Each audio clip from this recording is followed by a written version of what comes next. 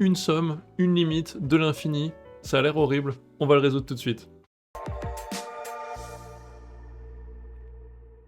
Comme d'habitude, pas de panique, la première étape c'est de comprendre ce qui se passe. Donc, première chose à faire, déjà nommer cet objet. Donc, il faut faire attention à comment on le nomme. Je vois qu'il y a du X, je vois qu'il y a du N. J'ai décidé de l'appeler. Ça donne déjà un petit peu un indice sur où est-ce que ça va aller dans les minutes qui suivent. Je l'ai appelé Sn de X. S pour somme, N un indice, X parce qu'il y a du X. Première étape, on analyse à tête reposée. On regarde bien ce qui se passe. On essaie de comprendre s'il faut paniquer ou pas. Alors, il y a du X. Il y a même beaucoup de X. Il y a du N. Il y a du N ici. Et on comprend que le N, c'est pas juste le fait qu'il soit là et là. C'est le fait qu'en fait, il y a N termes dans cette somme de racines. Donc il y a du x, il y a du n, il y a de la racine, c'est la panique. Est-ce la panique? Ce qu'il faut faire, c'est se demander tout de suite qu'est-ce qui varie, qu'est-ce qui est fixé. Est-ce que en gros j'ai un exercice qui va me parler de suite, avec en gros un nombre de termes ici qui va augmenter au fur et à mesure que n augmente? Ou est-ce que j'ai un exo où c'est plutôt un exercice de fonction, où c'est mon x qui va varier? Et bien ça on le comprend en regardant ce qui se passe au niveau de la limite. Ça serait ici n tend vers plus l'infini, j'aurais un tout autre exercice. Ici, c'est x qui tend vers plus l'infini. Donc je me rends compte que ce qui varie, c'est x, ce qui est fixe, c'est n. Comme n est fixé, j'ai une somme finie de termes. Donc en fait, je ne me retrouve pas, alors si vous êtes lycéen, vous allez vous dire de quoi il parle, mais je ne me retrouve pas à étudier ce qu'on appelle une série, c'est-à-dire en fait une suite composée, enfin une suite qui est écrite sous forme de somme, et où le nombre de termes varie à chaque étape. Non, c'est pas une série, c'est pas un truc hors programme. Ça, c'est gérable à partir du moment où vous savez ce que c'est une limite. Disons première. Donc c'est parfait, déjà on est content, on a un peu clarifié, oups, on a un petit peu clarifié le contexte. Donc c'est pas un exo de suite, qu'est-ce que c'est? Il y a une limite de x, bah tout bêtement, c'est un exo de limite.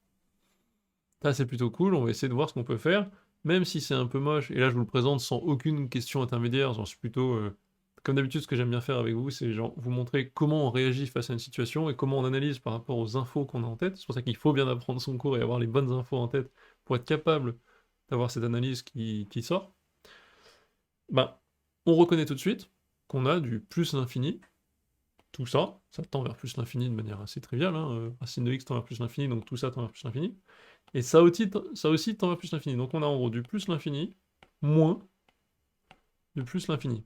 C'est une des 4 formes indéterminées, donc je vous invite à aller voir la vidéo précédente, si vous voulez un petit rappel dessus, mais les 4 formes indéterminées, en gros, c'est plus l'infini sur plus l'infini, 0 sur 0, 0 fois plus l'infini, et enfin, plus l'infini moins plus l'infini. Celle qu'on a ici. On a une forme indéterminée, donc on sait qu'il va falloir faire un certain travail, une certaine transformation sur l'expression. Donc, maintenant, on résout. Dans ma tête, j'essaie de vous donner un peu un schéma de comment je pense qu'il faut que vous structuriez votre savoir. Il y a des briques élémentaires. Dans votre tête, vous avez des briques. Et il faut que vous ayez un peu toutes ces briques disponibles.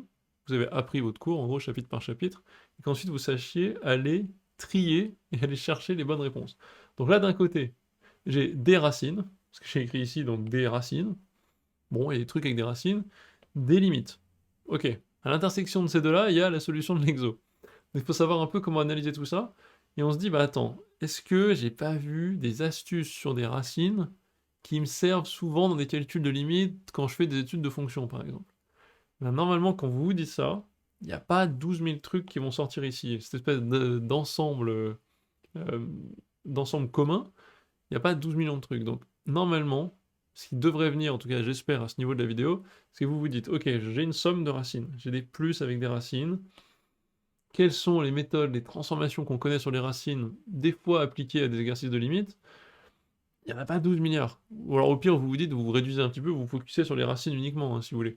Qu'est-ce qu'on sait faire sur des racines pour les rendre plus avenantes, pour les transformer en quelque chose de beaucoup plus pratique? Normalement, réflexe méthode, la quantité conjuguée. J'interromps cette brillante démonstration pour vous dire un grand merci. Les vues, les abonnés, tout a explosé sur la chaîne récemment.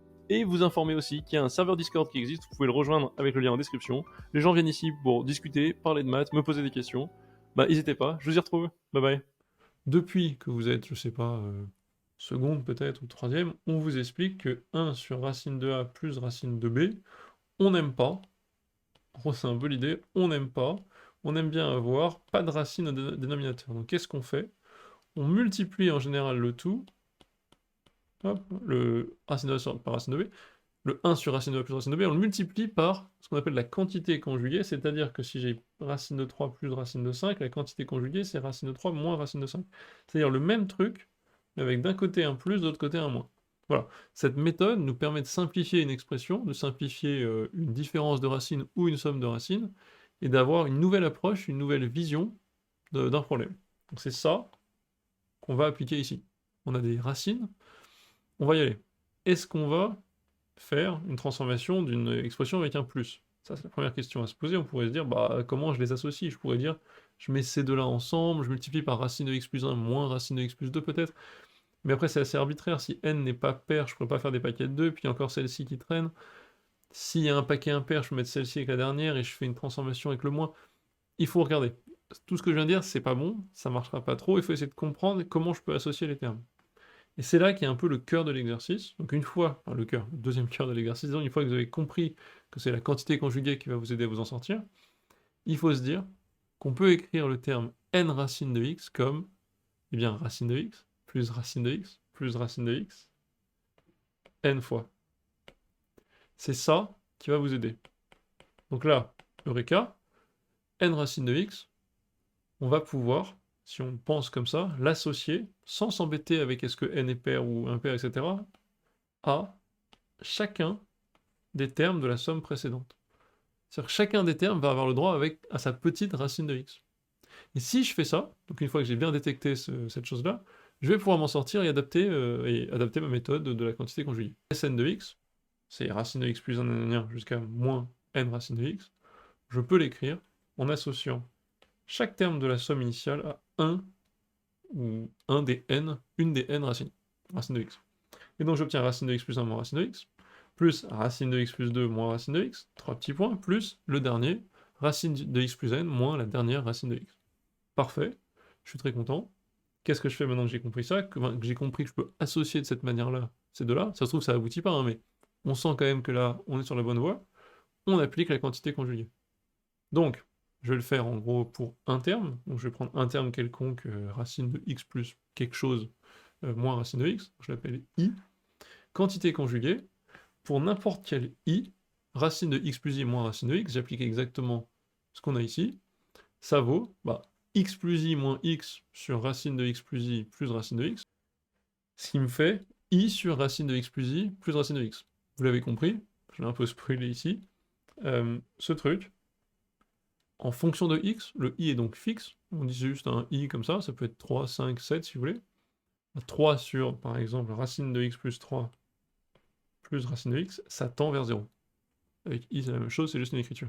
Donc quand x tend vers plus l'infini, 1 sur racine de x en gros, enfin 1 sur ces deux racines de x, ça tend vers 0. Et c'est là qu'on doit reprendre la réflexion sur le n et le x depuis le début. Qu'est-ce que j'ai moi dans Sn de x? J'ai racine de x plus 1 moins racine de x, racine de x plus 2 moins racine de x, etc. C'est un nombre fini de racines, c'est un nombre fini de termes. Donc ici, si vous voulez, j'ai un nombre fini de termes, celui-ci tend vers 0, le second tend vers 0, le troisième tend vers 0, le nème tend vers 0. Si n est fixe, ce qui est encore le cas c'est encore une fois le cas ici, si n est fixe, le tout va tendre vers 0. Exercice conclu.